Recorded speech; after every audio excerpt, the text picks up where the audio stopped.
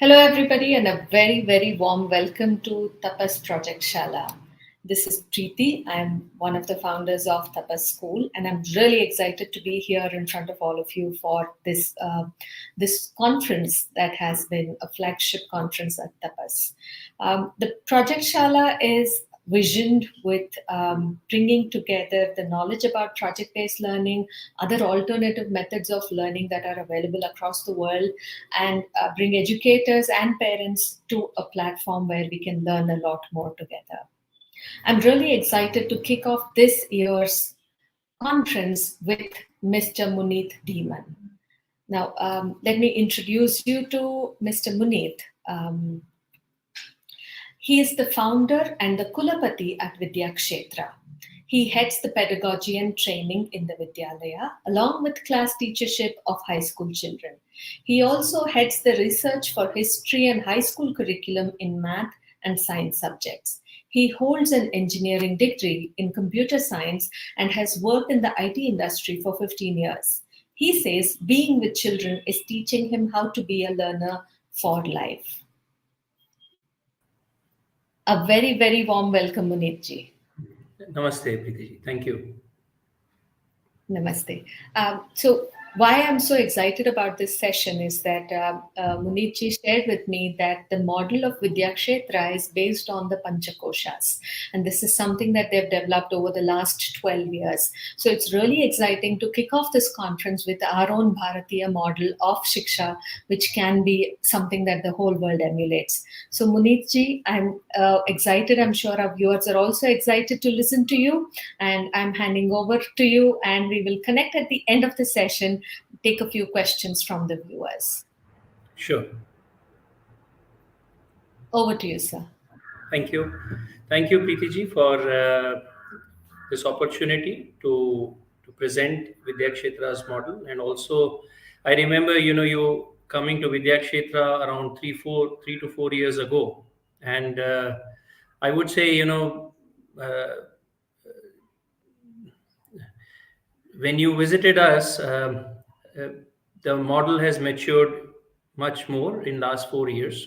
We started on this model around 12 years ago, and first 6 years was to understand the education space, understand, because we were, when we started with a thought that when I say we, it's me and my wife. Incidentally, her name is also Preeti.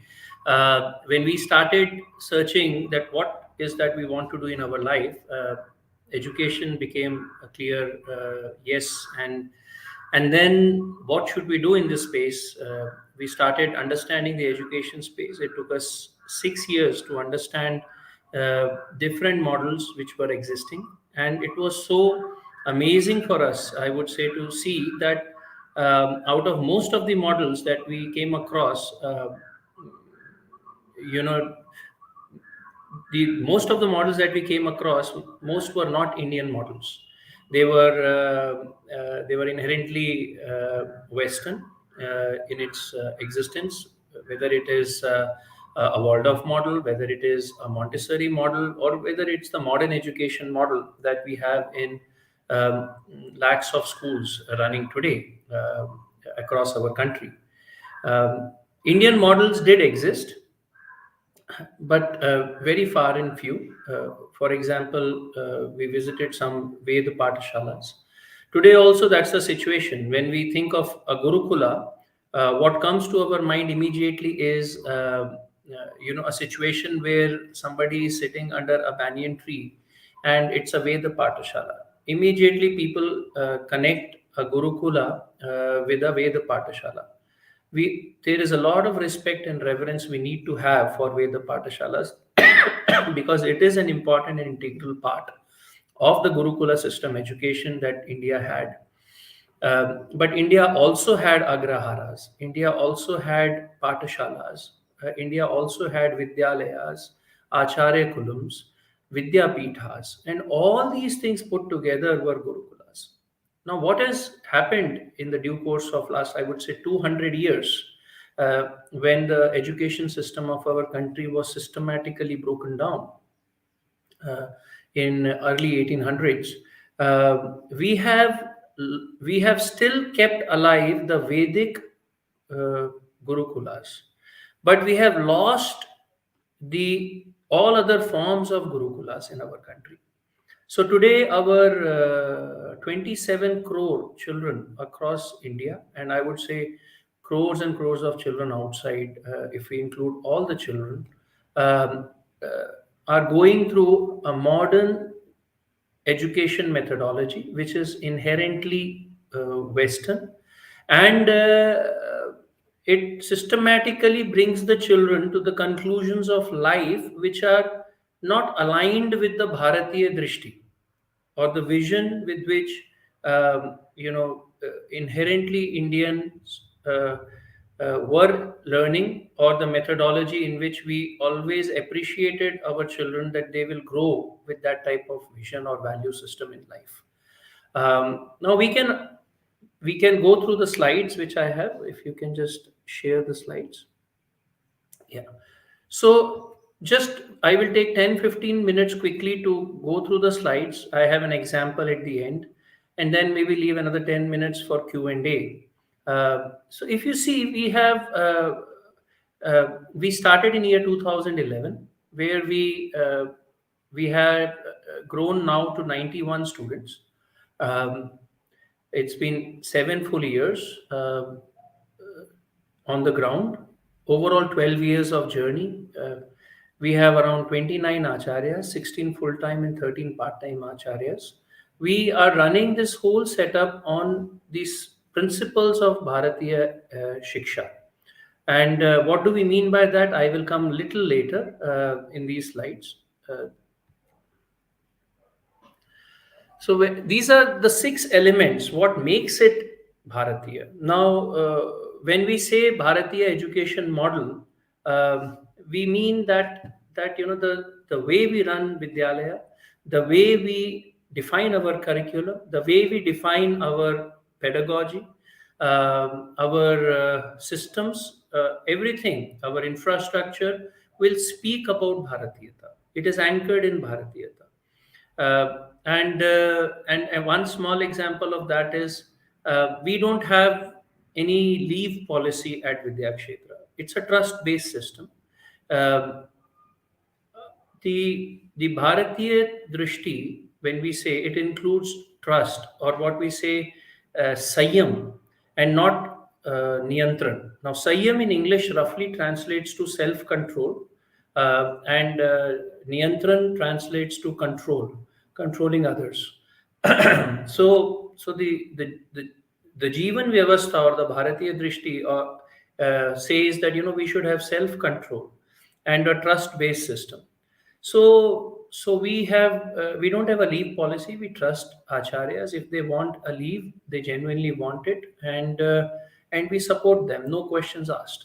And that is, of course, immediately the question comes in our mind is, oh, but people will exploit it. Maybe yes, maybe no. But we have experienced that in last 7-8 years, if there are 100 cases we take of practicing a leave, maybe one or two instances where we had some doubt, but 98% of the time we believe that people have followed it with all sincerity and truthfulness. Now that itself is an amazing thing.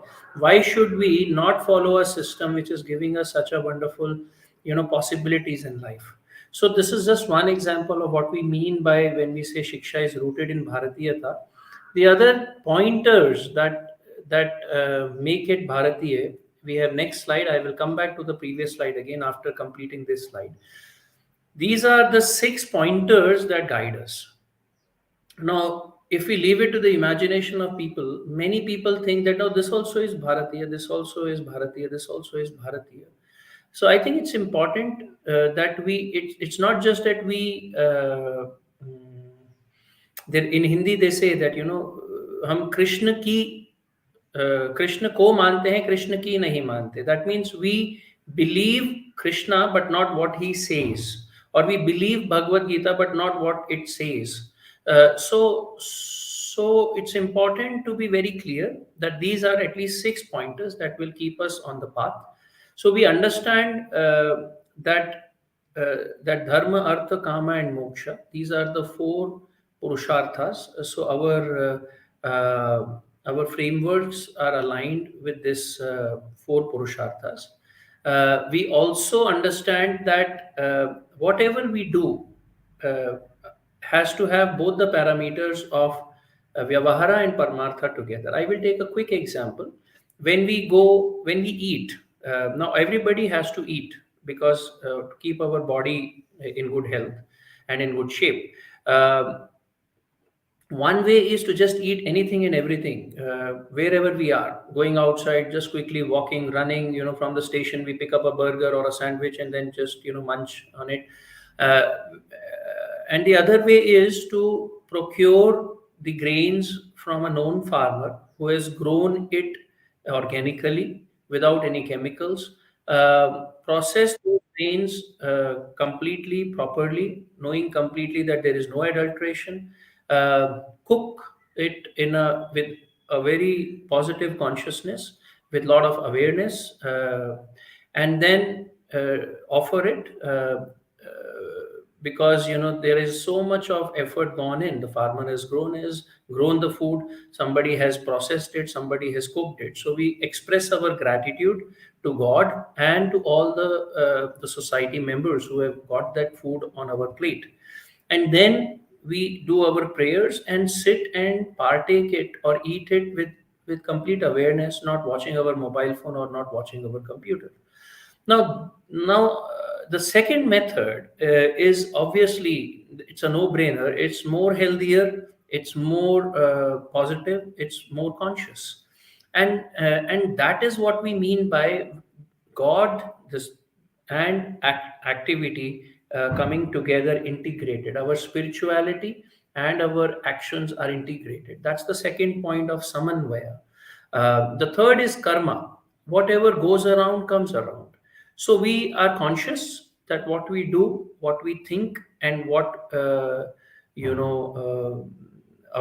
thought process, our words, and our action, the manasa, kaya, vacha, are all cognizant about this part that we not ill treat or do something which is not right, which is not as per dharma. The fourth is rina, which is being aware that we have taken birth because of our parents, so we are eternally indebted to that value. We also are aware that we receive knowledge from our teachers, so there is a loan for a teacher also. And we also understand that environment provides us a lot of things. So we are thankful to the environment and the gods who are providing us all these aspects for us to live in a healthy and a happy manner. The fifth point is of autonomy, which is swayatata. So you would have seen on first slide that we don't take fees. The system runs completely on donations, dan and dakshina. The reason is education should never be sold. Why? Everybody in the society should have access to good education. Second, it is not a commodity. The moment you sell education, it becomes a commodity, and then the trust and the respect and the shraddha that should be there in the heart of parents and the child for the acharya goes down. So it's very important that that trust, that shraddha, and that interaction is maintained. At the same time, everybody gets access in the society to the education.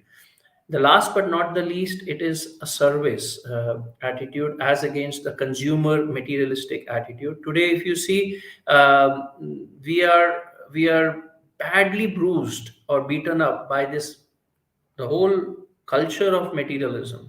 We have 150, 200 pairs of clothes in our almirah. We have 30, 40 pairs of shoes. So much of food is getting wasted. Rivers are getting destroyed around us. Mountains are getting broken down for construction. In India, especially, now we might say, "Oh, West knows how to preserve its rivers." Come on, bulk of the manufacturing of West happens in India or in China. How would we keep our rivers unpolluted, and when the whole garment manufacturing for America happens, in Tripur in Tamil Nadu. So let us be realistic from this aspect. Why they are not manufacturing in their own countries? Because they don't have permissions due to environmental regulations, and they don't have people, who are available cheap to work in their factories. And that is very important, that we are really killing our future generation. We are borrowing from third, fourth, fifth generation today, and what can be more pitiable than that? uh, so this was the first point of our vision, that the model has to be Bharatiya. The second is vritti centered. See, I accidentally got to know, not accidentally, because nothing happens by accident. It happens in a very beautiful way in God's creation. So I got to know what I want to do at the age of in my early 30s. And ideally, if an education would have given me that possibility to know what I want to do in my life, it would have been so wonderful. So this is what we are trying to do here. We have a model which is based on panchakoshas, as you shared in your introduction. So I will club third and second point. I will quickly go to the slides which are related to this topic, and then touch these points over there.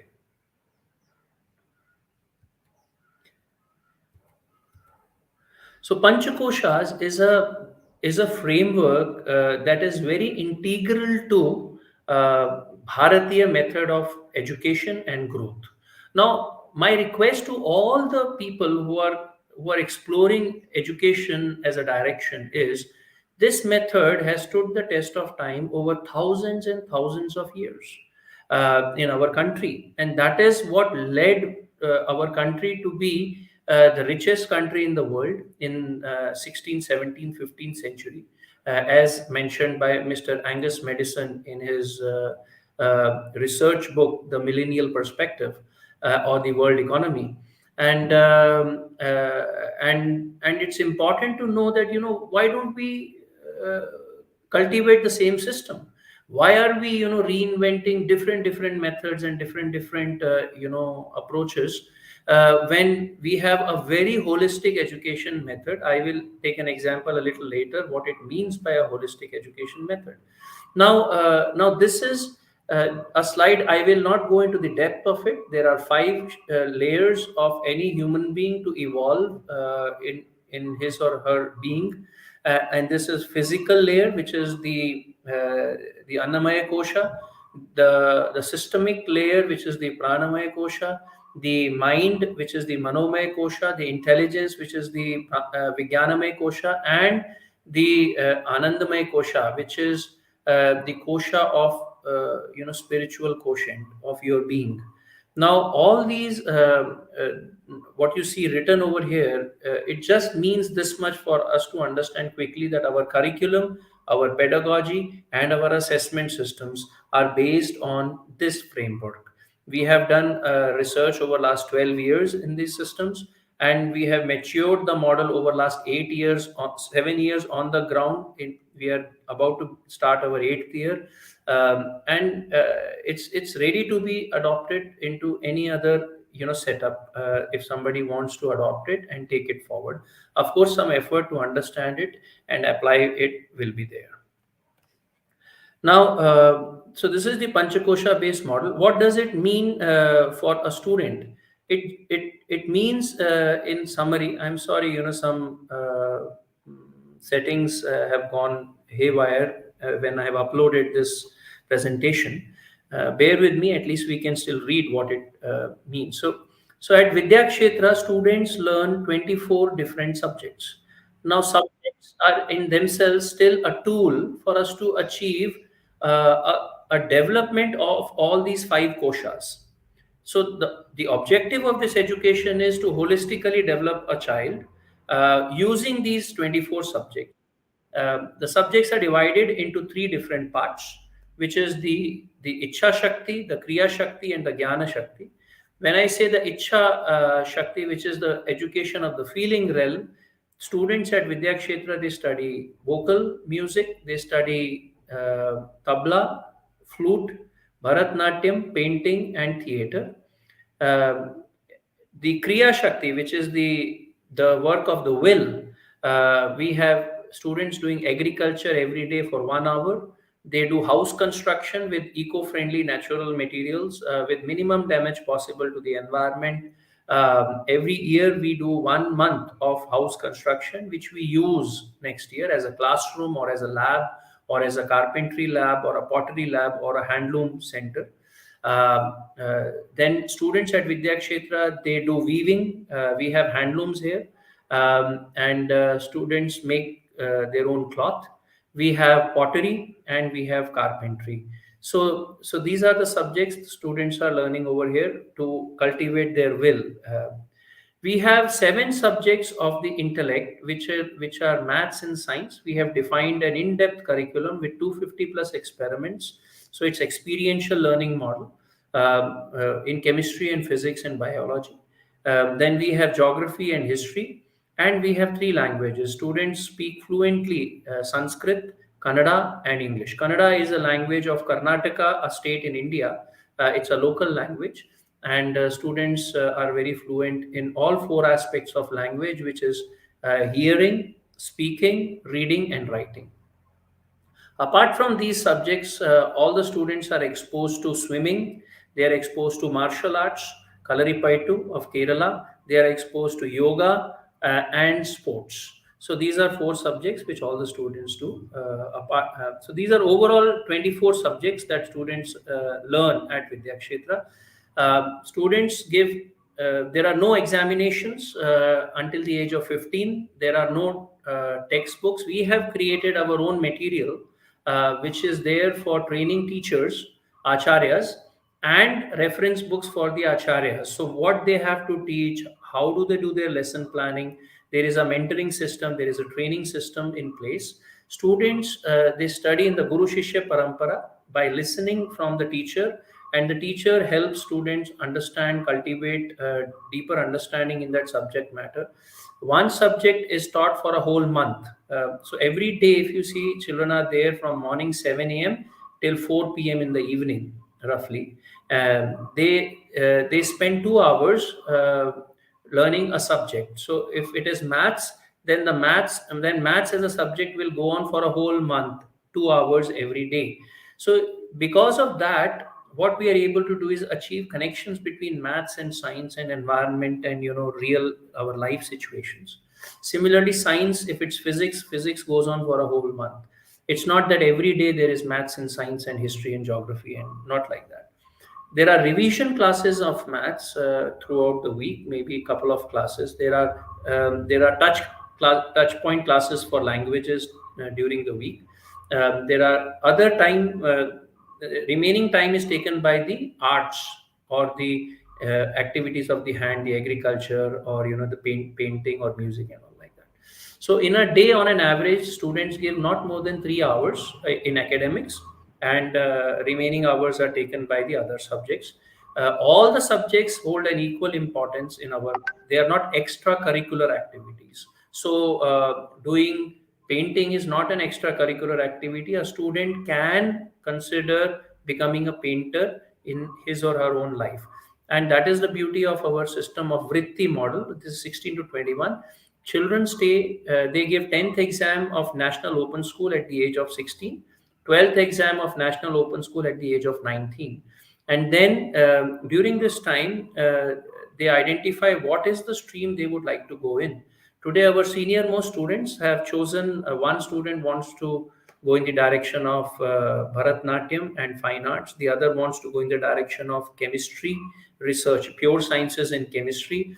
The third student wants to go in the direction of yoga and psychology. Fourth student wants to go in the direction of product design, interoperability, efficiency. It's mostly mechanical and today's the electromechanical efficient design systems, form factor design, like that. The fifth student wants to go in the direction of visual design, which is furnishing, and wants to become expert in the space of textile, cloth. It can be silk, wool, cotton, whatever it is. So you can see here, this slide in front of you gives an idea of So we have tied each one of them with an expert in that respective area, and we cover some subjects with them, which keeps them anchored in the vision of how to look at the world and situations as per Indian method or Bharatiya method or Bharatiya Jivan Drishti. So there are subjects like Artha Shastra, which is economics. There is subject like Samaj Vyavastha, which is sociology. There are subjects like Itihasa, which is history, geography, which is Bhugol. Then there are sub languages like English and Sanskrit. So these are subjects which continue at Vidyakshetra. For the other subjects, they go and they meet the mentor. Mentor guides them, sometimes online, sometimes in physical presence, like that.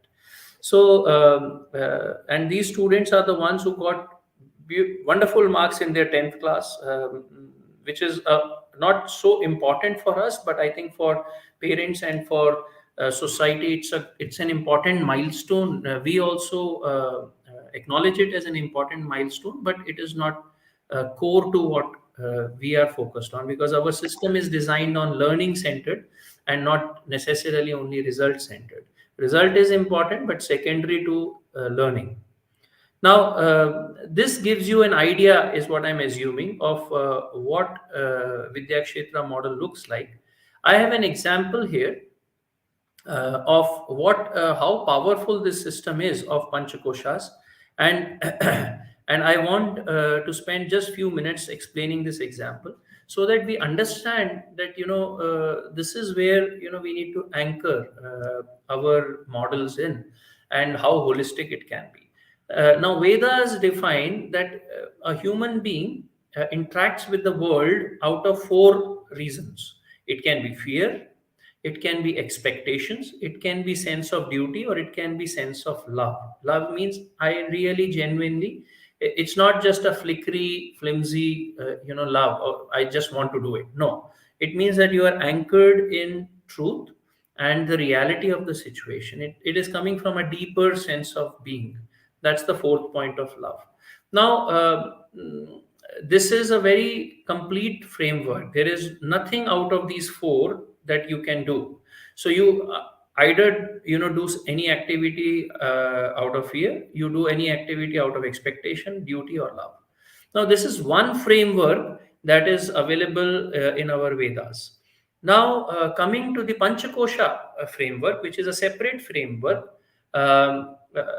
If you apply and connect these two frameworks, you understand that fear is housed in Pranamaya Kosha, because the nature of prana is to continue, and the biggest fear is of losing prana, which means death. Yeah. So so this element of understanding that how fear, and if we develop the pranamaya kosh of the child, then it helps in overcoming the fear element in the student. But if we are not consciously working on the pranamaya kosha or improving the pranamaya kosha, and we keep telling the child, from childhood, if you don't do it, I will punish you, I will do this, or I will scold you, or I will, then that is, cultivating more fear in the child rather than elevating the pranamaya kosha. So this awareness in parents and in teachers is very, very important. Next is expectation. Now, expectation means what? Only I will do this only if I get something out of it. Yeah. So it can be out of ego, it can be out of envy, it can be out of jealousy, it can be out of competition, or it can be out of just greed or expectations. Now, it's people who understand the Bharatiya philosophy, they understand that six anarthas, which is kama, krodha, moh, mad, matsarya, lobha. Um, Envy, jealousy, lust, pride, greed, bewilderment, these are housed in Manomaya Kosha. Because when Manomaya Kosh means we interact with the world through Manomaya Kosh, through our mana. So when we start interacting with the world, we start facing these six problems. This is the third framework, again very beautifully defined in Bhagavad Gita, in our scriptures. We have to really understand Ramayana, Mahabharata, Bhagavad Gita, and Puranas and Upanishads and Vedas nicely. So this is how we have integrated it. Now, if I am dealing with the world out of expectations, what is in it for me? Now, it is one way of being, but it is still a very shallow way of living. We will keep hitting issues with others, because everybody else is also thinking what is in it for me. So then one person's expectations clashes with the others. A much higher or an elevated consciousness is doing things out of sense of duty, which is Vijnanamaya Kosha, the Viveka. I want to do something, I will not do it because it is not right to do it. It is not as per dharma to do it. Or I don't want to do something, I will do it because it is right to do it. It is as per dharma, important for me to do it. So that is viveka. Now, if we operate out of the sense of duty, then we automatically start preserving things, because whatever we are, if our artha and kama, our earnings, or our prosperity or our opulence is as per dharma, and if our work and our inclinations or desires are also as per dharma, then automatically it elevates the consciousness of the person. And that is what is the Vijnanamaya Kosha all about. So an education should work in a way to elevate the Vijnanamaya Kosha. Automatically it will bring the sense of duty and preservation and sustainability in the society. Today the world is unfortunately stuck in the Manomaya Kosha, and we are more and more working in an individual zone, because individuality means me and for me and myself. Whereas Vijnanamaya Kosh or sense of duty means us, sustainability, interoperability, interdependability. So like that, uh, if we understand these frameworks of how a Vedic framework of Panchakosha and a Vedic framework of four ways of interacting with any activity, how and the six anarthas, how they all are interplaying, we can really build a very powerful curriculum, pedagogy, and methodology of parenting and education, which is what Vidyakshetra has done over last 12 years. Now, with that, I would just quickly take you all to just for you to have a glimpse of, these are students doing farming. This is our weaving unit, where you can see looms and students making thread with spindle and with the spinning wheel. And this is house construction going on. uh, Children learning cooking. Then we make soap as a part of chemistry experiments. It started, and today we are making close to 300 soaps every month. Geography trips around. We go to Himalayas, we go to oceans, and we go to different parts of India to learn, interact with people. This is map making slide. So these are trips that we have gone on. Geometry, as I told you, that we have more than 250 experiments. This is work of students. Freehand geometry, no scale, no compass has been used. This is where mandala art, this is using compass and scale, bisecting, dividing a circle into 6 parts, into 8 parts, and then all of us have done this, but in a very different way. This is connecting geometry with the nature, how a conch shell is created, how a flower is created. So geometry and connecting environment, is very important, so that children don't exploit it later. These are proofs of theorems that we have all crammed up in our schooling and education. How to derive pi, how to derive the formula of the area of the circle, and not just apply the formula of the circle. So this is what education, what we are giving at Vidyakshetra. Some small examples of it. I think I will stop here. We have few more minutes. I would like to take some questions, if you have any.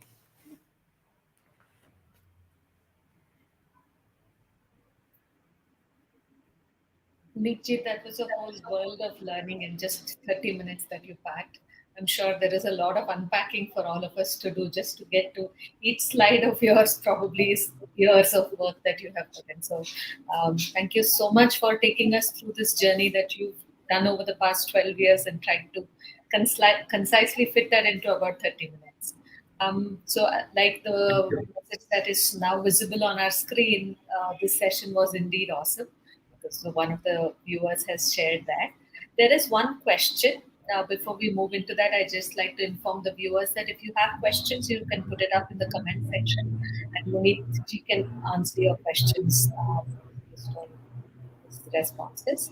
Munit ji, there's one question where the question is: isn't doing something out of fear an outcome of thinking and intelligence? Then should it be related to Manomaya Kosha? Yeah.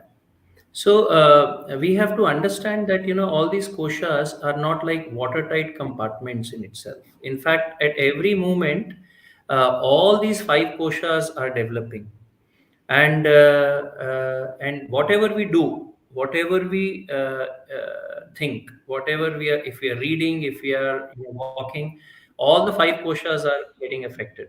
Now, uh, the manomaya kosha definitely has a role to play on the pranamaya kosha. I will take a small example, and that will bring another learning of ours, through this example. If For example, if I am angry, so kama, krodha, moh, mad, matsarya, and lobha, as I told you, anger is housed in manomaya kosha. So if I'm angry, automatically my heartbeat increases. Now the circulatory system actually is housed in the pranamaya kosha. Our systems of body, the panch vayus, are the ones which we are cultivating as a part of elevating the pranamaya kosha. So they are definitely intertied, and there are connections. Because of our interaction with situations, we get angry, and of losing something, we become fearful. But fear as a component in itself is housed in pranamaya kosha. There are four elements. If you see, ahara, nidra, bhay, and methun. So food and sleep are also in pranamaya kosha. Bhay, fear, and methun, which is the desire to procreate, is also housed in pranamaya kosha, because both, fear of losing prana and desire of extending prana to giving birth, is again related to prana. So all these four have, the food and sleep connects us to the annamaya kosha, and the fear and the desire to procreate connects us to manomaya kosha. Great. Thank you for sharing that. I think we're a little bit more clearer, and like you said very rightly, It it's not is. just These are deep watertight. subjects. I hope I'm not confusing, because these are very deep subjects, panchakoshas and its application. Right. But I'm happy that somebody asked that question. Yes, and I think this is not something that we can learn over 30 minutes of a workshop or a session. Yes. This is something that Yes. we have to dedicate a lot more time to. But what is really nice is that when I looked at the NCF document for the foundational stage, um, it's wonderful to see that the Panchakoshas have been taken as the basis for developing the curricular framework. And I think we are in the right path, and I'm hopeful that with the Bharatiyata of in education is also going to become a lot more visible in the days to come. It will be So, very nice. See, it's important to get that model up, and there is an NCF team that visited us also a few months ago, the National Curriculum Framework team, and we are happy that if we would have come across the situation of national education policy maybe 7-8 years ago, then it would have been tough, because we had no model based on panchakoshas. At least today, Vidyakshetra has created this model, and we are very happy mm, to take it, to other places. There are people from 3 cities, 3 teams who are already interacting with us. It's part of our vision to, in next 11 years, have possibly 10 more setups across India, uh, uh, who would like to, start something similar in their own cities. Yeah. right. And I think we are receiving comments from the viewers. I think you have inspired people to read more now. People are saying that this is great, that something like this is getting revived, and there's a beautiful campus and overall system. So I You are think you welcome have to visit inspired. us. I think Preeti ji, you have visited us. Yes. So, but it has also developed over last 3 years. We welcome you again, and it is indeed a very beautiful place. You can come here and see, and and there is a lot of learning by visiting, of course. So. Absolutely, absolutely. Punitji, I think one last question that I had personally is that do you think this kind of a model can be scaled? Like, is it something that requires lesser number of students in order to be able to make it make it possible, sustainable, or is it something that can be scaled to a larger audience as well? See, it's a question that has multiple dimensions to it. This is the model that was running in India for thousands of years, and people who have been in education space, they have heard about Dharampalji, and they would have heard about his work in the book called The Beautiful Tree. So he mentions that in 1805 in India there were more than 6 lakh educational institutions. Imagine, having 6 lakh educational institutions for less than 5 lakh villages, and for close to around just 30 crore people. So it was, I think, nothing better example. There is no better example than this, that definitely it can scale, because it was like that. Now, unfortunately, the other context that I would like to bring, the other dimension, I personally believe that today's education system is not the education system at all. So, uh, if you have this as the only option of education, because this is what is dealing with all the four dimensions of development.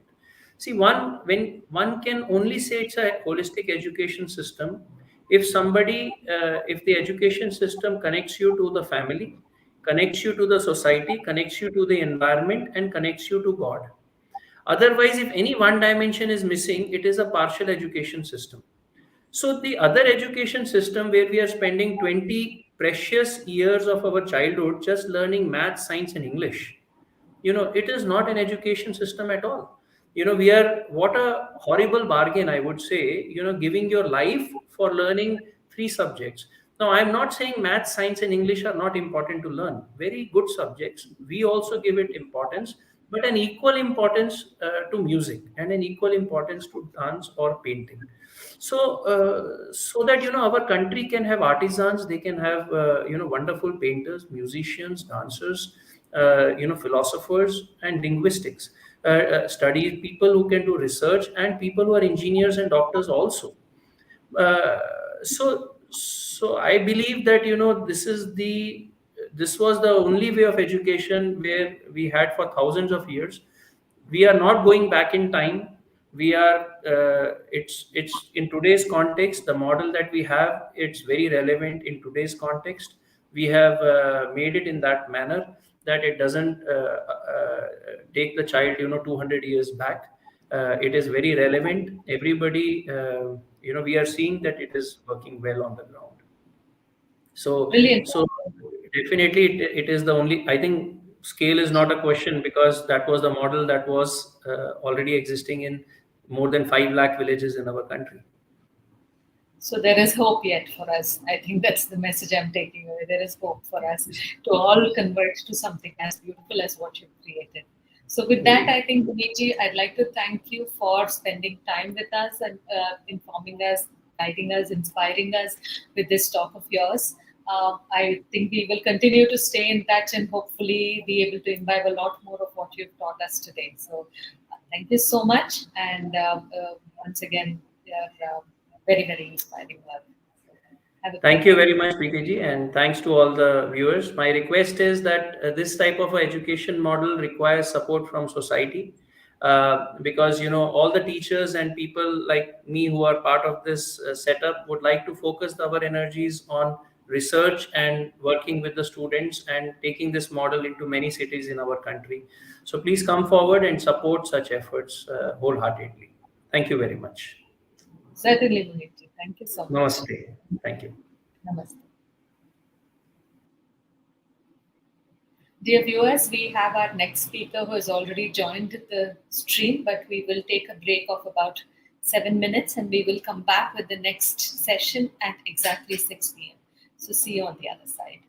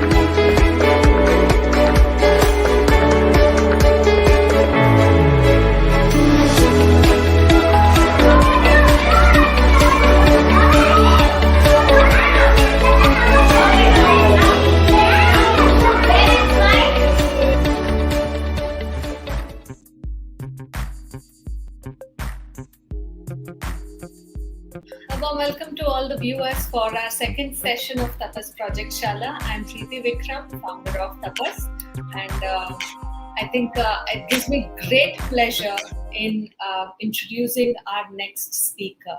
We have Dr. Anju Charot with us, and I had the opportunity, along with the other team members at Tapas, to visit Mahatma Gandhi International School at Ahmedabad. And I have to tell you, I was blown away with the way that learning took place at Mahatma Gandhi International School, or MGIS for short. So when we were thinking about the people that we wanted to have as part of this conference, definitely Anju ma'am was one of them. And I think I kind of chased her down till she agreed, and she said yes, that she would want to do this. So Anju ma'am, thank you so much for joining in. To tell you a little bit about the speaker today, we have Dr. Anju Charot, who's been the founder of Mahatma Gandhi International School, which was established in 1998 under a trust of the Ahmedabad Municipal Corporation. She is a teacher trainer and also teaches and learns at MGIS with children from grade KG to grade 12. She has over 25 years of experience in innovative teaching, conducting parenting workshops, teacher training, and conferences across India, France, Switzerland, USA, Canada, Russia, and Australia. It's almost the whole world, right? She has worked with CBSE, NCERT, GCERT for curriculum development, textbooks, policy formulation, and teacher training. She has also conducted workshops for the French Embassy in India in 1990s and skill development for teachers for UK India education and research initiatives. She has conducted trainings and has been an assessment moderator for IBO. She is a pioneer of joyful experiential learning in India, and she has created generated resources learning GRL, an innovative, joyful, and multisensorial pedagogy using low cost and available materials. She's also on the expert committee panel for toy-based pedagogy for the and the holistic progress card constituted by the Ministry of Education. She's conducted several webinars and training programs to help implement the NEP 2020. She's been invited to present experiential learning practices at various forums such as Sahodaya groups, Navodaya, Vidyalaya, etc. She's a committee member of the National Focus Group for Curriculum and Pedagogy constituted by the Ministry of Education. She's also a committee member for Prerna Inspirational School Project constituted by the Ministry of Education and Ministry of Culture. She was appointed by the Ministry of Education as an independent jury member for the National Award for Teachers presented by the Honorable President of India in 2020 and in 2021. And there's a lot more that we can definitely tell about Anju ma'am regarding the awards she has received and the publications that she has. But I will let you read about that so that we are able to listen to Anju ma'am and let her present what she has come here to talk about. Anju ma'am, it is such a pleasure to have you on this session, on this Project Shaala conference. And without taking any more of your time, I'm going to let you take over. A warm welcome, ma'am. Thank you very much, Preeti. And I'm looking forward to sharing whatever I have, in my presentation and my ideas and thoughts, and mainly my experience with all the viewers, educators, and parents. So, as Preeti has mentioned, I am the founder of a school called Mahatma Gandhi International School in Ahmedabad, and this is a PPP model project that started in collaboration with the Ahmedabad Municipal Corporation. So, this is not entirely a private school. This is actually a school run under a trust of the municipal corporation. And 25 years ago, when my husband, who's French, and myself, we decided to actually take a municipal school and transform that into in an innovative experiential school, but also create a teacher training center with these innovative learning methodologies. And because the idea was to feed in also to upgrade the educational innovations in municipal schools, government schools, or even private schools, we had a very strong teachers training idea, a cell. But of course, the first few years that we worked, it actually went in establishing what we were talking about. There was a lot of skepticism in what we had set out to do. So I'm going to be sharing that with you. So let me just start off with my presentation. So today, the idea is to talk about experiential learning. And we all know that in life, it's not really the theories that we remember from school or definitions or formula. You can't really learn about swimming by learning about the definitions about water displacement or buoyancy or any theories about swimming. Actually learn it when you step into the water and interact with it. So the most important and the simplest definition of experiential learning is interaction of self with the environment. Now the thing is that every kind of experience, whether good or bad, is an experience, right? And there are good experiences and bad experiences. So just saying that experiential learning is useful doesn't make sense. You need to say that joyful experiential learning makes sense. And that's what I'm going to share with you. So what we are calling it, my husband and myself and my team here in Ahmedabad, it's called co-creative experiential learning. The photograph that you see here is actually an old one from 2007 or 6. And actually you see the children working by making their own masks. And I like this picture as a symbol because children are doing things with their hand, but they're also using technology to research, to even make, to observe, etc. So this combination of doing things yourself, but also using technology, integrating ourselves and experiences with the world is very important for children. The other thing is about the mask. I like the metaphor of the mask because who are we really truly? And does education really help us to get in touch with our authentic selves? Does it allow us to be truly who we are? That's a very big question. And very often we're conditioned by society, by all these pressures on us, and we forget the real sole purpose why we have taken birth and what do we really need to do with our lives. So having said that, I want to begin my this presentation, just like all my presentations, by first of all remembering a very special soul who is my daughter. Now, Tara is no longer in this physical world. Pascal, my husband, and myself, we lost Tara when she was just 12 in 2014. And after she departed by having undergone a sudden infection, we found a lot of her poems and little scribblings in different notebooks and things. And they would emerge time and again in different ways all through our journey in the last few years. A kind of a guiding force, a communication that we or she has established from another realm. So when I share my presentation with you today, I want you to know that I'm speaking from very different spaces. As an educator, as a parent who's experienced deep loss, but also a parent and educator who's transcended that. And I come back to one of the very important poems that she wrote, Who Am I? And she must have been 9 years old when she wrote this. Who am I? Am I human? Am I soul? Am I body? But though now I lie in this bed, one day I will be on my own feet running and all of my dreams will come true. But I still have to find who I am. And this quest for finding who you really are is a quintessential human quest that actually plays out in lifetime after lifetime. And education, sadly, has absolutely no space for it because we get into school education and we come out some sort of uh, products of a system, molded, as they say, into a particular vision that is that of the institution or a state body or an authority.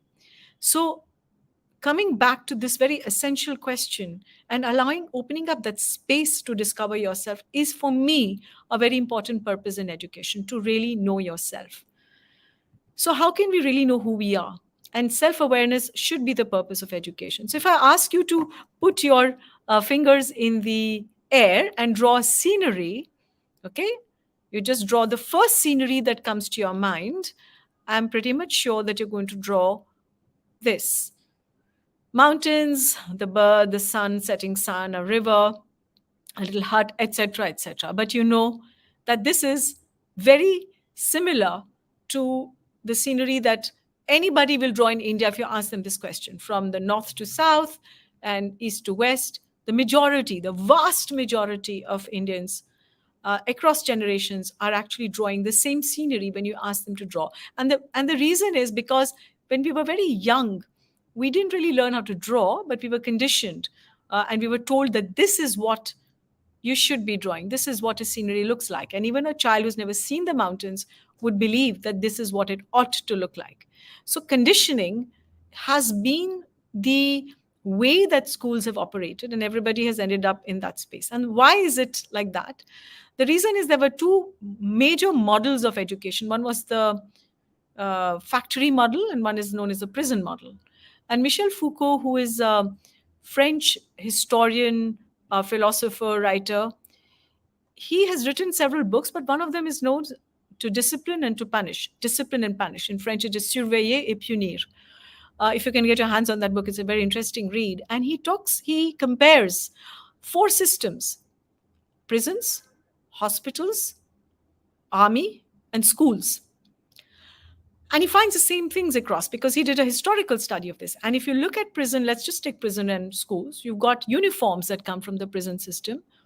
You've got the school bell, the morning assembly, the roll call, the monitor system, the timetable, the seating arrangement, etc., etc. All these things are actually coming from the prison model of education. So even when you look at this linear seating arrangement, it is known as a cell structure. So the children or the prisoners can't interact with each other, but the teacher, the supervisor, can actually look at them.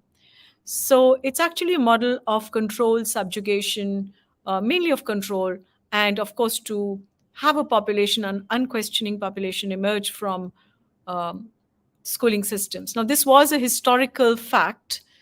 This was a reason. We inherited the colonial model. And there is no reason for us to continue today. That's the big question, right? And the timetable also is a very old inheritance because it's coming from the idea that any leisure, any time off is actually goofing time. You're goofing off, and that time should be used productively to actually manufacture goods, etc. So this came from the Industrial Revolution. So the use of time also is actually a very important concept. How are we really using time in school education? So, schools are actually creating a lot of stress. You have a lot of psychosomatic disorders. Children don't want to go to school, so they have a stomach ache or they vomit or headaches, etc. And I thought, and my husband and myself, we both thought that if schools could create psychosomatic disorders, it could also create well-being. So why don't we have a school where learning can foster well-being and good health? So in order for that to fructify, we felt there were four things which are important. And these things actually it has emerged after our experience because we did things intuitively. So one is choice. Children must have choice in what they do. The learning must be purposeful. It must have a purpose. It's not just an essay that you've written to be graded and that goes into your drawer. The third thing is to thrive, because so far we have been in the paradigm of the survival of the fittest. Now, this paradigm came from from Darwinian model, from Darwin's theory of evolution, of survival of the fittest, which actually wasn't really the original theory in any case. Darwin stole it from Wallace, and Wallace was a researcher and a scientist, and for him it was non-survival of the weakest, which then Darwin transformed into survival of the fittest. And that becomes an exclusionary competitive model. So from that, which is a model based on competition, exclusion, fear, we need to move to the paradigm of thrival for all, which is an inclusive model. And the fourth element, I would say, is Swaraj, which is a Gandhian concept, which is Swa and Raj, governing yourself, governing your actions, your thoughts, your words. So self-governance, learning that and learning to be autonomous, learning to be part of a larger whole is very important. How can we really achieve that? So in our school, for example, it's a democratic school. Children make their own rules and conflict resolution occurs together as a group. Children have their own chairpersons and secretaries by rotation. So every time one person would be a chairperson, another person would be a secretary, and they pick up chits like that, and they have their own agenda. They bring forth the agenda which is related to all kinds of issues that they might be having. So that's so they resolve their conflicts together. The other part is in a sense of democratic. One second. I think my computer is running out of memory, so I'm just trying to shut certain things. So seating arrangement is also very important because, I showed you that slide of the linear seating arrangement. And in that, there is no possibility of collaboration or interaction amongst the children. And that was a deliberate thing as well, right? And here we have our school was a municipal school, and we had very little space. So the idea was that we should be able to have um, a seating arrangement where children can work collaboratively, they are together, etc. So here you can see the children, they are seated around tables, and they are all, they don't have a fixed seating, they actually work together according to the activity, and they move around. And this is an important notion, because this fixed seating arrangements also create fixity in the mind, and that's what we take forward to our professional lives later on. So the teacher can approach anybody, the tables go onto the walls, and the children move around according to whatever activity, class activity they're doing. So in experiential learning, what's really important is connection to the child's context. The learning must be relevant. The curriculum must be emergent the uh, from the children's lives. That's really very important. And you need to go from concrete to abstract things, not the other way around. The pedagogy must connect to the learner and to the objects in space around, and they should be multisensorial pedagogy that we must use, because we have a body and our senses, so we should use all of this to learn. So this is just the basic framework. So the pedagogy that we created is known as generated resources learning, and this is it's because everything according to us is a resource to learn.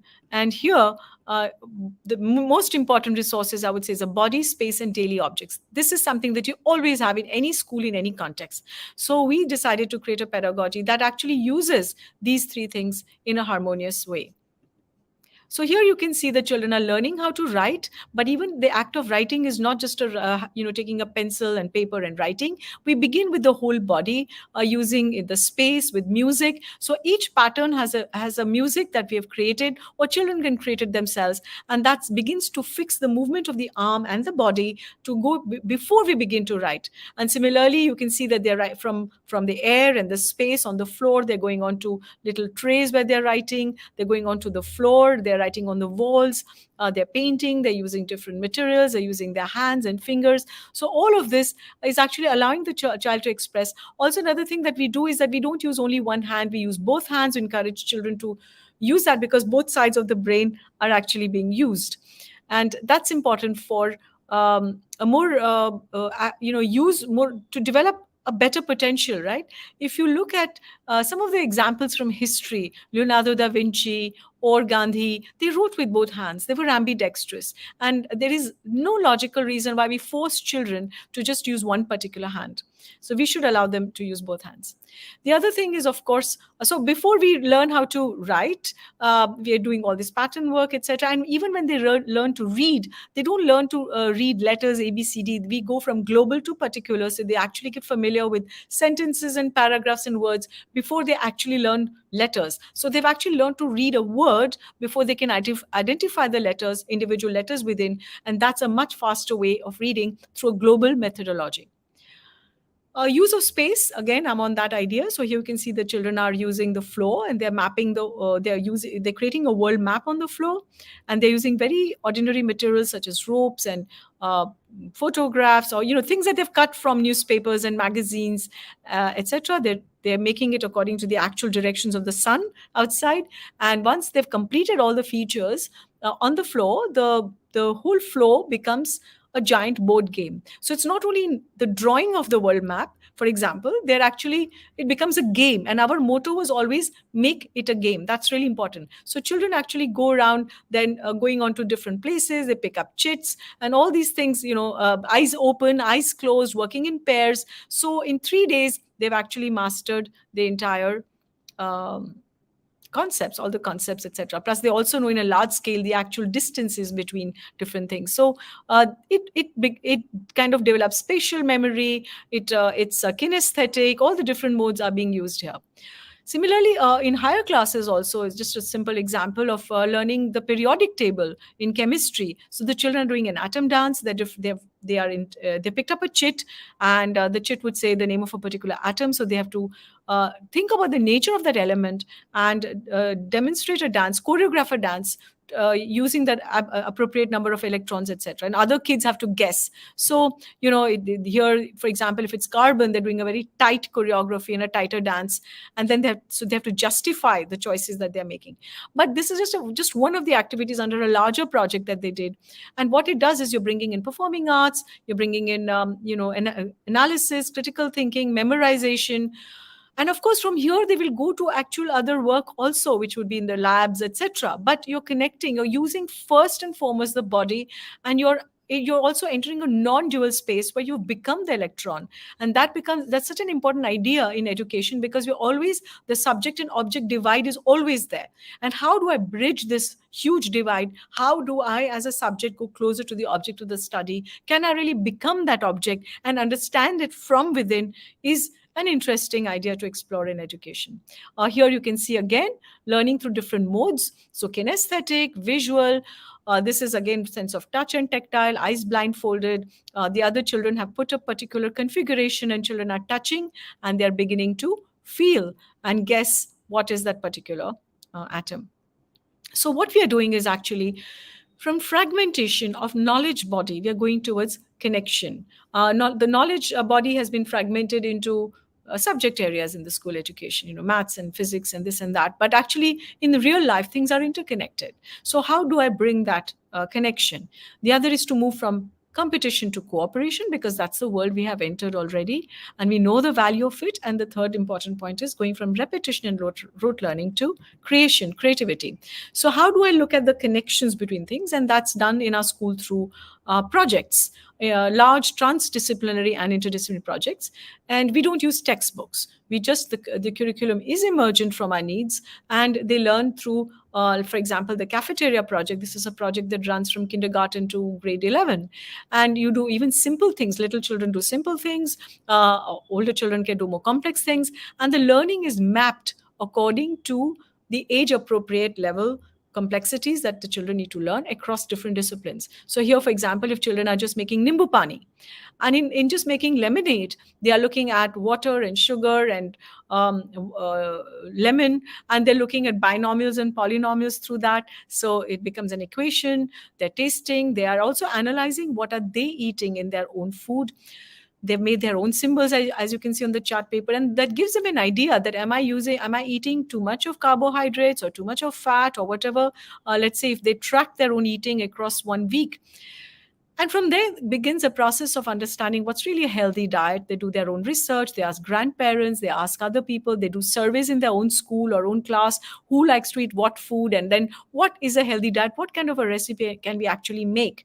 And then they go to they plan to make something, and they go out, they make purchases, and in doing so, of course, they're doing all the costing, the accounts, the profit and loss, making bills, all the hygiene, nutrition, biology, sciences, language, event management, making menu cards. So there are so many competencies across all different disciplines and life skills which come in so very, very organically. And that's really important. So it's actually connecting to real life. It's connecting to the self, your own body. What are you really eating? What's the purpose of an education which if it doesn't lead to good health and well-being later on in our lives? It's also connecting to the environment and community. So it's connecting food and culture. It's connecting to indigenous knowledge systems. So this is a very powerful project, and it's also completely multisensorial and transdisciplinary. So you can see that they're doing all of this. It also brings in, when you're doing experiential learning, it also brings in values. And that happens because your education is not just a bubble world in a very antiseptic environment, which is a controlled environment. Today's schools have become gated communities. Kids enter into a gate, the gates are locked, and they remain inside. For us, school is a porous wall. I mean, there are actually no walls. Kids just move in and out. So a lot of our children keep going out, and we're lucky to be in the heart of the city. And they move out and they do things. They ask people, they observe, they question, they interact with the community outside. And, this was one photograph that I want to share, where they had made laddus for Raksha Bandhan. And they went outside. So in the cafe project, they made the laddus. They go outside and they're tying rakis and sharing laddus with the people right outside a school gate. And who do they see? They see a rag picker walk by.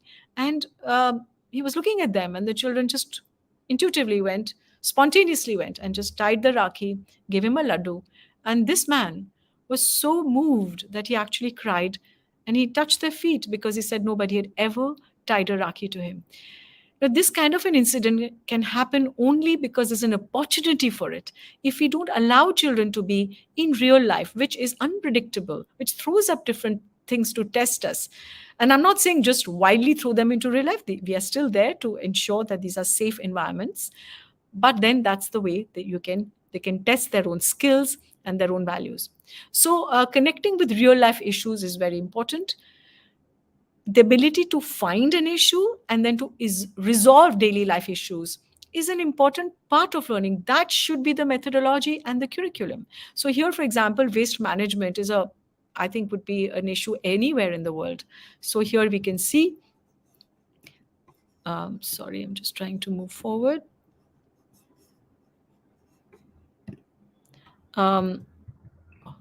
So I think,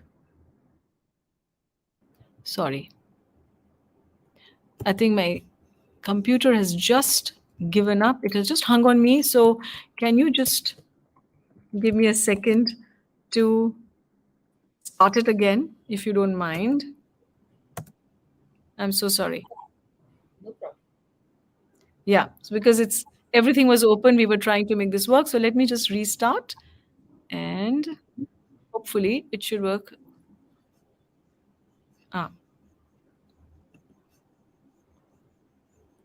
So yes, so I was talking that schools are gated communities, etc., and we need to have experiential learning to actually be able to involve children in real life experiences.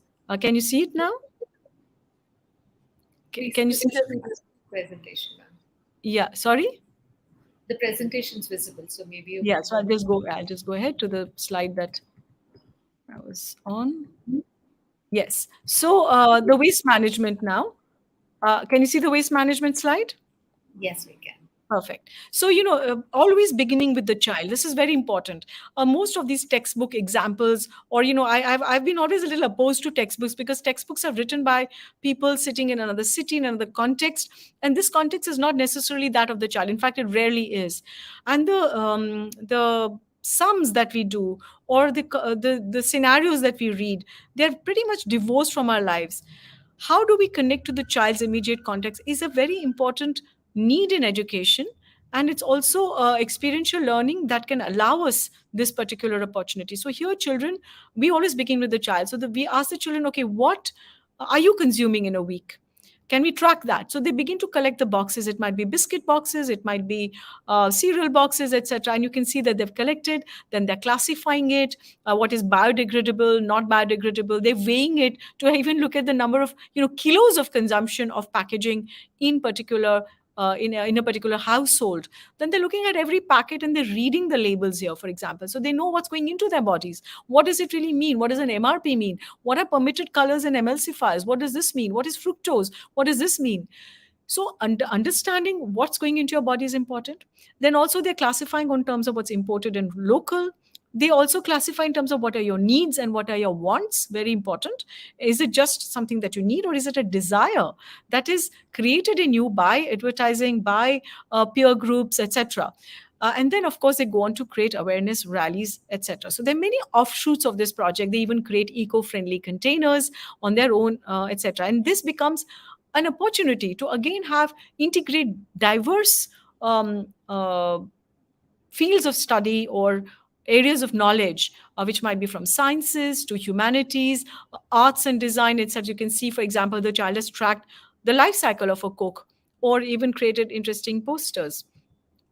So what we really do in our school is that we map the project. Now, when we are mapping a project, we do not start with the content. We actually start with the processes. Here is what I need to do. So the project title is always an active verb. I'm creating a waste management solution. And what are the different aspects of this? What would be the processes if I have to do an eco-friendly container, if I have to run an e-waste management campaign, if I have to collect it, just the act of collecting and bringing different types of packaging from home, which you can see on the left with the pink circle, that would have different offshoots also. So I would identify properties of materials. I can identify types of materials. I can conduct experiments on it. I can make musical instruments out of the boxes collected. affected, etc., etc. So you're actually mapping the kind of things you can do. And only after we map the processes and the activities do we look at what are the things I can study related to a particular subject area of knowledge. So in maths or science or whatever else we might term as typically known as subjects. And that's when the content comes in. So the content is the last thing that comes in. So, why project based experience? And I know the word project is a very misused term, but I think from my presentation, you'll understand what do I mean by project. It is really children doing things which are experiential, doing things with their hands. And project is something that you do across time. You have to plan for it. It's something that has an outcome in the future. It's a goal driven thing, but it is related to their life. It is useful. So project is not an activity. It's something much more than that. It has stages, it has a plan of action, and children are involved in creating their own plans of action. So this kind of a project-based experiential learning helps, of course, in employability and work-related skills. Now, I don't really like the term employability, but that's a term everybody understands. But it does help in terms of skills and helping children discover what are they really good at, what's their passion, what would they like to do in their life, what they maybe even what they don't like or they have misconceptions about. So like I said, everything is emergent from children's needs and interests. So here we had created a classroom. It was a new classroom. We did not have time to make the furniture, so the students decided that they're going to make the furniture. So they are involved in designing and making their own tables, and they did that. And in making that, now there's only one class that did it, but other classes sometimes decorate their walls, they do the whole painting, they make curtains, they make stationery boxes. So they may be doing things differently. Each class would do something different. But in doing so, they're doing measurement and geometry and theorems and costings and use of materials, skills, etc. So we are mapping the learning again around the particular project that they're doing. And even in this interior exterior design project, we always have children, even in this group, designer, they went on to become, 2 3 children went on to become professional designers, and many groups do that. So they come to know about their calling also by doing real life projects. So generated resources learning is actually something that the NEP 2020 is talking about now, which is about identifying real life issues. It is promoting compassion and empathy because you are interacting with people. It is reflective with metacognition. Children do reflect on what they've done. It's choice based, it's active, it's multisensorial, it's democratic and inclusive. Time is very flexible in this methodology. And of course, you're working with real people. It's not just a dead textbook. I'm not against textbooks, but sometimes some books can be very interesting. But I would really like real books, I mean, written by authors, reference books. It should be real people, because sometimes you learn so much from a human being who's passionate. So that it allows that very organically when you're doing projects. It also allows us to connect to indigenous knowledge. So here you can see children are learning to make matka fridge, which is a very special thing in Gujarat, where 2 pots are cut and stuck together, and you have they put water in part of it, and there are vegetables in the other part, and vegetables can remain fresh for 4 or 5 days a week in the heat of summer. So this is indigenous knowledge. It's eco-friendly, it's sustainable, and there's a lot of science involved in this. So can we look at that? Where did it originate from? What are the materials used? So you can track competencies in subjects by connecting to real life experiences and other knowledge forms, and give value to the indigenous knowledge that we have in our society, in every community, in every state in the country. Similarly, like I mentioned earlier, all the values, ethics, and citizenships is imbibed through real action. When you're actually interacting with people, that's when the children are going to really learn. Of course, the other aspect of when you're talking about, for me, it was really to bring the body back into education. For me, I've always said that the body has been exiled in the education system, and this has been a very Western model, of course. Well, not Western, but a colonial model. And but the body does not exclude technology. We need to also have forms of digital learning and give children exposure to that. So for example, in our school, children, we have a multimedia cell. Children learn how to make films, and this is a certification that they have at the end of it, and they even go into filmmaking professionally. So they make films working again on real projects with real people, and they make jingles and slogans and short films on social issues, etc. And one of the projects, for example, we did was we made films for the Ahmedabad Municipal Corporation. Children actually bid tenders. They won the tender, and they made short films on mosquito hygiene and awareness for the municipal corporation. And those films were run in cinema halls, etc. Or an even larger project was as a pilot. It was with the Election Commission of India, where the children were involved in creating voter awareness. So they made jingles for voter awareness, short films, and even things like a voter pledge. And this is how you integrate the language, because obviously the voter pledge was written in local languages, and that's how then this particular just this particular pledge went out to 75 lakh voters, and 71 lakh voters actually signed it and gave it back. So this kind of learning, this kind of interaction with community, it is actually promoting citizenship. So their little films also ran. They were working with real people. They understood from professionals what is a requirement, and it promotes a sense of responsibility and citizenship for a democratic society. Of course, the project also got an award from the Election Commission and from the very respected former President of India. So there are different things that we can do in the classes, a use of daily objects, but also indigenous toys. So here you can see children are learning with the toy, just a simple indigenous toy, but they're learning all the science that is around it. For example, how does it work? If I change the string or the time, how will it work? Shape, etc. And also then mathematical, data is generated through that by the number of times, probability that the ball will go into it, and that data then they are representing. So actually, you're not doing mathematics with a kind of formula that is artificially given to you. This is not artificial data. This is real data generated by real people in their own context. And when they analyze the data, when they work with this data is meaning for them. So the conceptual understanding in mathematics, once they've applied that, they've actually learned the concept. Then you can go into abstract things later on. But they're doing it through joy. They're doing it through play. Similarly, this is a younger class. They're making musical instruments out of waste. So this is something all schools do, but they never map the range of learning that can happen from sciences, through sound, amplitude, frequency, wavelength, properties of waves, a function of the ear, what does it do to your, what are the harmful ear of effect of earphones, etc. Then they're making music with it. So they make music, they run their own orchestra. And so there's technology, there's mathematics, there's humanities, of course, history of instruments or poetry in language, etc. So from science to humanities to languages and arts, everything can be integrated in simple things, but when it is a real project. So here the project was to make your own orchestra using making your own musical instruments out of waste. Of course, if learning can be fun, then assessment and evaluation should also be interesting, valuable for the child. It should be exciting. Unfortunately, all our exam systems are very stressful for children. So how can we, instead of examining, let's talk about giving value to what we are learning. And here, this is an example of interdisciplinary assessment. Children have made a fashion show and jewelry using clay, inspired by the motifs that they saw in Indus Valley and Egyptian civilizations. So they can do pair work, they can do collaborative work, they write individual reports. So it can be in different ways that you're doing it.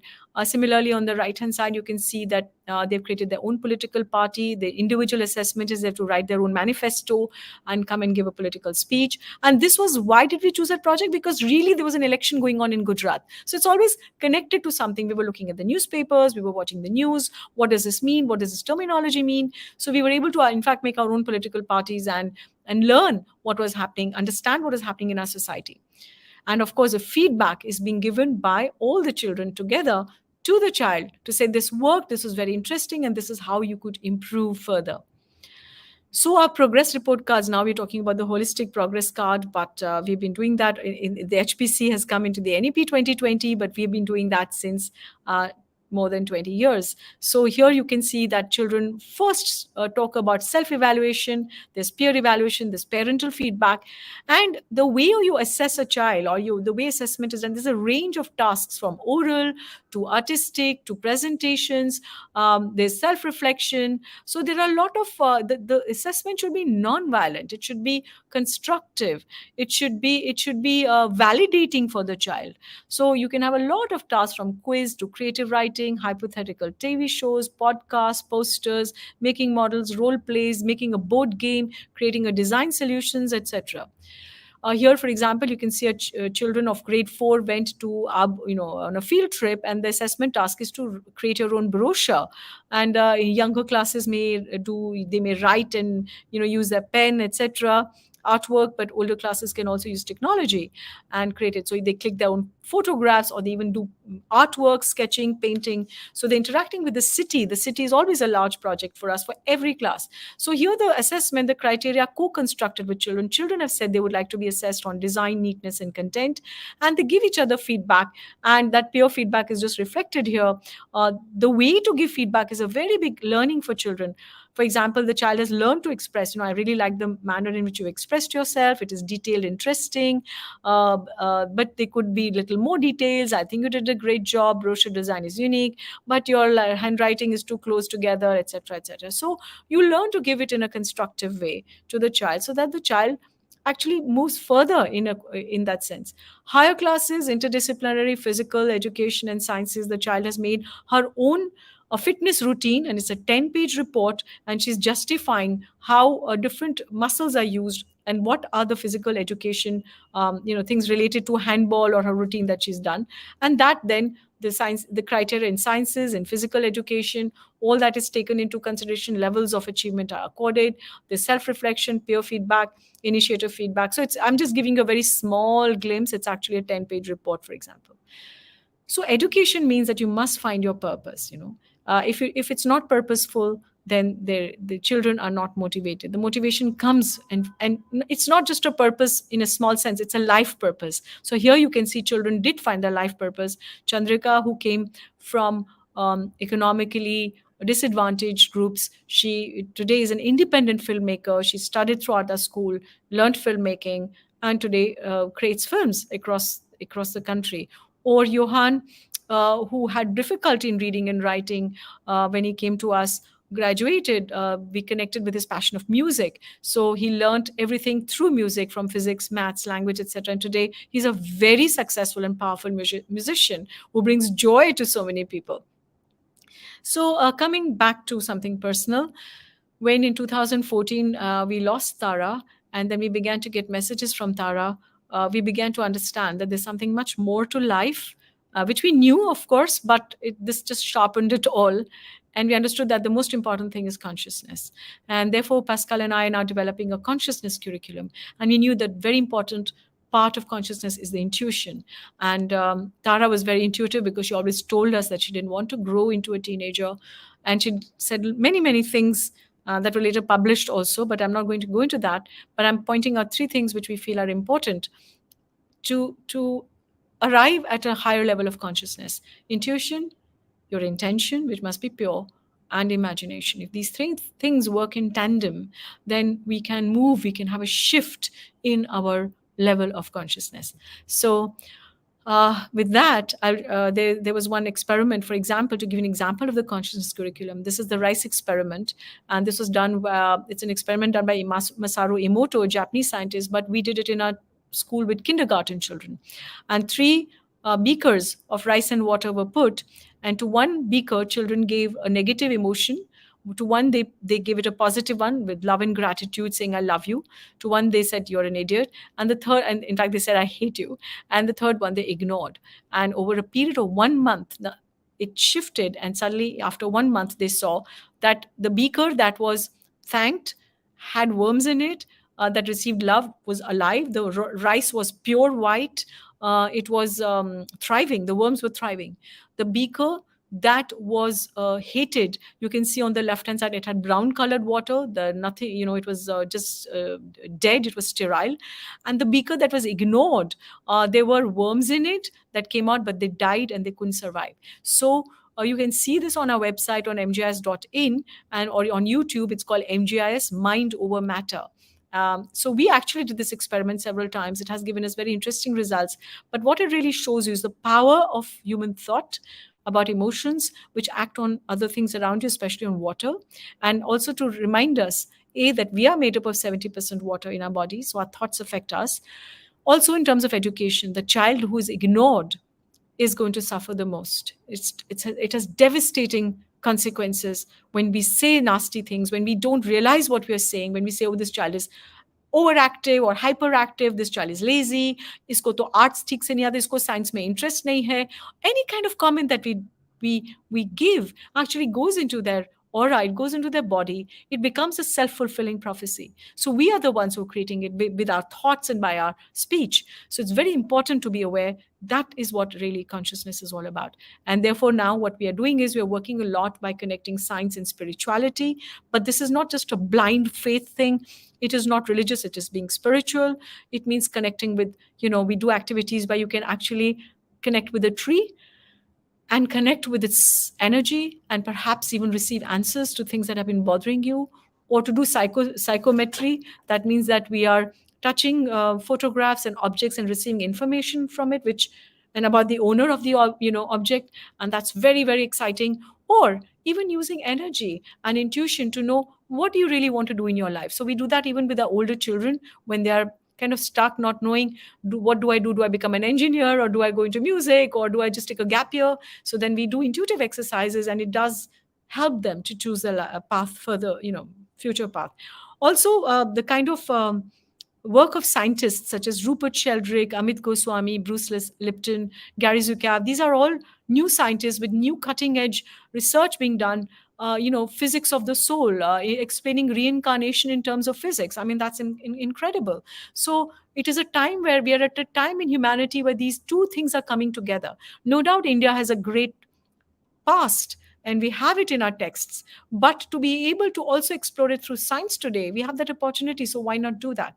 So this becomes a reason and a way of doing it in the school. So epigenetics, how does your mind affect your body, about health and other issues, etc. And I'm going towards the end of my presentation now. So we're also doing indigenous board games. So, children are discovering indigenous games, not just the market, Monopoly and other board games. So we have created a board games pedagogy now. They make their own board games also. So they're doing a lot of things from rules, strategies, ethics, collaborative work, etc., testing the prototype, etc.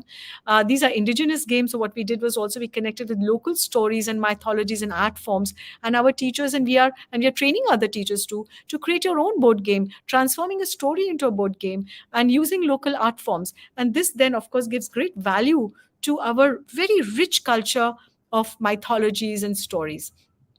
So we're doing a lot of experiential teacher training, using the body, different materials, and it has to be joyful for the teacher. If it's not joyful for the teacher, the joy won't come into the classroom.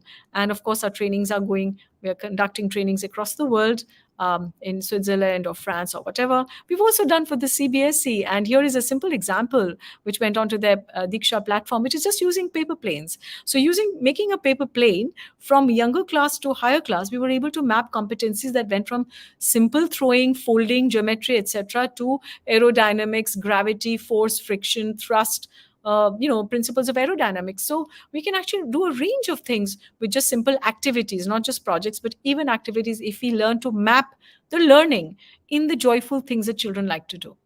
Of course, our children have gone all over the world. This is a very big question. If you're learning in an alternative school, no textbooks, how are they going to perform well? They perform very well. It's an international baccalaureate school. It has IB programs. It has a French board. It has BTech, which is a UK board. So yes, children have gone to all the top universities wherever they wanted to go in the world. And I want to share a quote from one of my ex-students. I like this quote because he says, Albert Einstein said that the only source of knowledge is experience. MGS is unorthodox, liberal, and evolved. The school has never been about teaching. MGS is about learning from each other. A school where learning takes place outside the classrooms and exposes its student to global experiences. MGS is where you can be you and be a part of something bigger. So it's not, I always say, stop teaching so that children can start learning. Teaching is a didactic activity. You want to kill something, make it a subject and put it in a school, and you've you've done it. You've done it away. And if you allow children to learn, that's a different paradigm. That shift has to happen. And also to know who you are, not in a very individualistic, narcissist way, but to know who you are so that you understand your place in the world. So much of existential angst comes because we aren't really tapping into our own inner strength and inherent talent. We're just boxed in by societal expectations, ignorance, or whatever. And that creates this anxiety. And that's why we have a midlife crisis. And that evidently is happening even earlier and earlier for children. So, to understand what are your strengths and so that you can be part of something bigger is really important. And this is my last slide. This is Tara's picture of a daughter, and I want to end with this little poem of hers.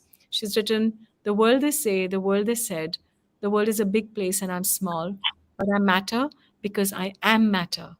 And I want you to know that every child matters, that the educational system has to reach out to every child and give every child his or her own validation, help the child to find their life path. Thank you very much. Ma'am, that was absolutely beautiful. I'm just blown away every time I hear you speak. I know that I was moved to tears the last time I was in one of your sessions. So I hope that all our viewers get to experience that side also. I know that this virtual session is a bit of a barrier to experience how learning should be. But we're very, very grateful that you shared so many examples of how experiential learning should be, what it should look like, and what it should feel like, more importantly. And learning Yeah. through our body has been a great takeaway. There is one question from the audience. I'm just going to put that up. If anybody has other questions, they can always leave it in the comment section. So is a map made by the kids? Yes, the map is made by the children. That's part of the learning. So definitely we don't do, in fact, we don't use the word teachers or facilitators in our school. We call them initiators because we just initiate the group into a mode. And very often it may not even be my subject area of expertise, but I'm going to learn with the group. And this is possible all across primary. Of course, when you come into grade 11 and 12, they might be more of subject driven, but we call them initiators. And yes, the map was done by children. Great. I Grade think there was so much great. Okay. There was so much to take away, whether as an educator or as a parent from your session, because I think today, especially for parents to know that there are alternatives that are available, which are a lot more child led, a lot more intuitive, it feels better, right? I think your session helped parents believe that that's possible, and at the same time, that learning does not have to stop just because it's alternative. I think that you've broken that myth that alternative education means less academics. So that On the myth, I think, contrary, I think children are more relaxed. They understand concepts better, and they fare very, very well when it comes to the future. And the world has changed drastically. Artificial intelligence will take away a lot of jobs, and there'll be new jobs coming. If we don't change the way to learn, it'll be these kids will not know what to do with their lives. There was something nice that John Dewey said. You cannot prepare children for tomorrow with the pedagogy of day before yesterday. And I think that's really very important, that we must come to a humanistic model. We must come to something that's relevant for our times, and something that's also rewarding for the human experience, something. And as parents, I think the parents must demand that education be changed. yes, ma'am, absolutely. And on that note, I'd like to thank you very much once again for making the time to be part of our Tapas Project Shala conference. And we wish to continue our engagement with you and make sure that we are learning a lot more from whatever you have presented. So thank you once again so much. Thank you very much, Preeti, for inviting me, and thank you all viewers for joining in. Thank you very much. If there are questions, we can always share that with you and hope that you're able to answer them at a later With point. pleasure. With Thank pleasure. you so much. Welcome. Bye bye. And that brings us to the end of the second session of Tapas Project Shala. Please, this particular broadcast will end now, and the next broadcast, which is a recorded session with John Lama, is going to begin after this. So we request you to continue watching and continue getting inspired. See you on the other side. Take care.